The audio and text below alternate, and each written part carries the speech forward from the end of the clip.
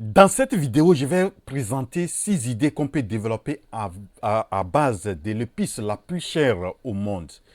Donc, je voudrais que vous suiviez cette vidéo. Peut-être que vous ne connaissez pas l'épice qui est la plus chère au monde. Donc, je vais vous donner cette épice-là et les idées qu'on peut développer à base de cette épice. Et pourquoi pas s'élancer. Et je crois qu'on ne doit pas se limiter en Afrique parce que c'est plus cher ou bien c'est quoi. Mais je pense que si on étudie bien ça, on peut vraiment voir comment on peut se lancer bien dans cette filière et aussi vraiment se faire beaucoup d'argent. Et donc, je vous invite à regarder cette vidéo et abonnez-vous à la chaîne et activez la cloche de notification. Et donc, comme ça, vous serez notifié à chaque fois que j'ai publié une vidéo. Quelle est cette épice qui est la plus chère au monde? C'est le safran. Le safran, c'est l'épice la plus chère au monde. Et je vais vous démontrer dans les généralités pourquoi c'est l'épice vraiment la plus chère au monde et quels sont ses bienfaits. Et aussi, après cette présentation des généralités, je vais vous donner donc les 6 idées qu'on peut développer à base de cette épice. Donc, pourquoi nous parlons, on dit que le safran c'est l'épice la plus chère au monde. Donc, je voudrais d'abord vous présenter ça. Donc, vous allez voir, si vous allez sur le site internet d'Amazon, vous allez voir si vous tapez le safran, ou vous allez voir les différents prix. Mais ce que je vous... si vous allez vraiment en ligne, vous allez voir différents types de safran, mais leur qualité diffère. Donc, il y a des gens, si vous voyez du safran moins cher, sachez que ce n'est pas du safran pur, ce n'est pas vraiment le vrai. Peut-être que ça a été on a ajouté certaines choses. Donc, le safran est vraiment très, très cher. Donc, vous allez voir ici l'exemple. Je vous donne cet exemple-là de cette compagnie-là qui vend cette bouteille-là. Vous regardez cette bouteille, c'est du safran vraiment pur et la bouteille est de 0,5 grammes.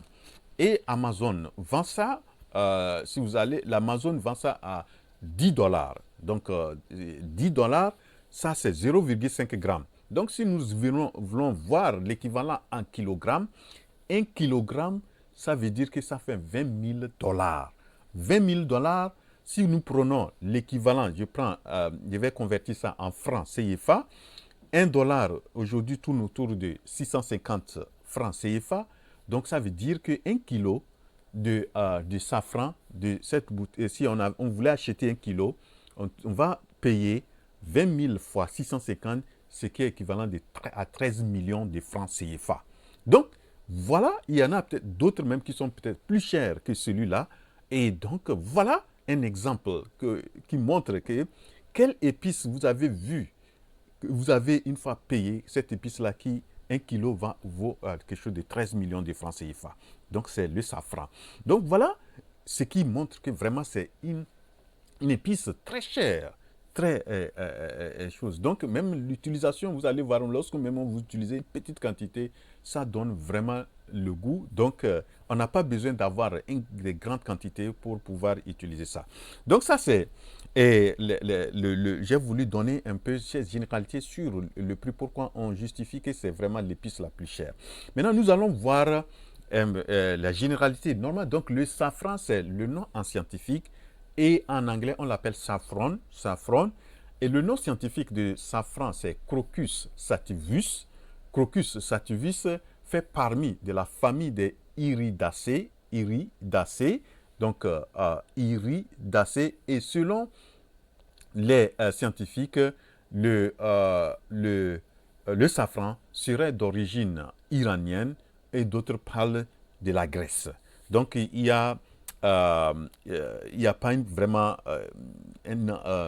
l'origine est vraiment partagée. Pour d'autres, pour certains, ça vient d'Iran, et pour d'autres, c'est de la Grèce.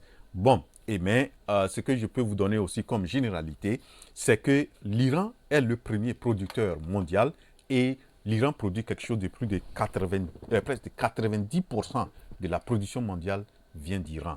Donc les grands pays producteurs du safran, donc l'Iran vient en tête, il y a l'Inde qui suit, il y a l'Espagne, nous avons la Grèce, il y a en Afrique, c'est le Maroc qui est un grand producteur qui produit le safran. Donc pour ceux qui sont intéressés à se lancer dans ce, ils peuvent vraiment faire des recherches et commencer, peut-être, pourquoi pas, chercher des producteurs qui le font au Maroc et venir apprendre, surtout ceux qui sont vers l'Afrique centrale, l'Afrique de l'Ouest, et pourquoi pas laisse venir apprendre au niveau du Maroc et voir comment on peut aussi cultiver ça dans ces différentes régions géographiques d'Afrique. Voilà, donc ça c'est les généralités.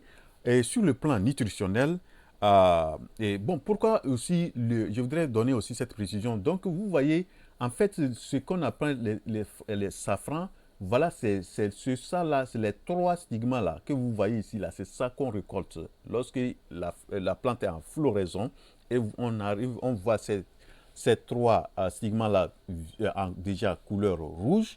Donc c'est près de la récolte et la récolte se fait de façon manuelle et vraiment elle est laborieuse et ça demande beaucoup d'attention. Donc d'où vraiment chose. Donc vous allez voir que il vous faut euh, beaucoup de plantes pour pouvoir avoir une petite quantité de safran, bien le sécher et lorsqu'on le sèche, ça devient encore très petit. Donc, et voilà, donc, et selon les spécialistes, il faut quelque chose de 515 000 fleurs de safran pour avoir quelque chose de 450 grammes de safran à l'état sec. Voilà, donc, et maintenant sur le plan nutritionnel, selon les nutritionnistes et beaucoup de scientifiques, le safran, c'est que le safran a un bon goût et est vraiment, il y a de l'arôme et vraiment, pour d'autres, c'est un colorant aussi. Et c'est un puissant antioxydant qui contient beaucoup de la crocine, la crocétine, le safranel, le campérol, donc qui sont des antioxydants qui vraiment sont très intéressants, qui sont très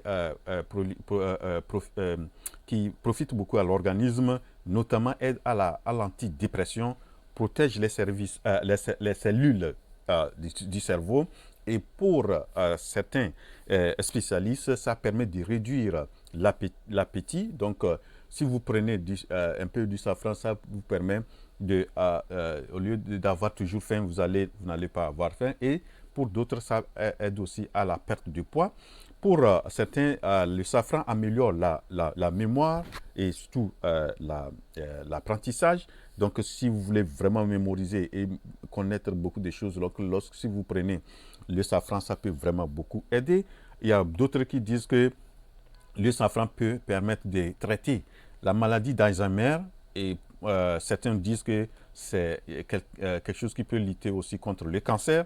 Il y a au niveau des femmes, vous savez, les femmes ont des fois des symptômes avant d'avoir les règles. Des fois, elles ont des trucs qu'elles sentent et donc, ça paraît-il que le safran peut atténuer les symptômes des pré-menstrues pour pouvoir et ça aussi permet de lutter contre les règles douloureuses. Et pour certains aussi, c'est un aphrodisiaque puissant. Un aphrodisiaque puissant, vous m'excusez.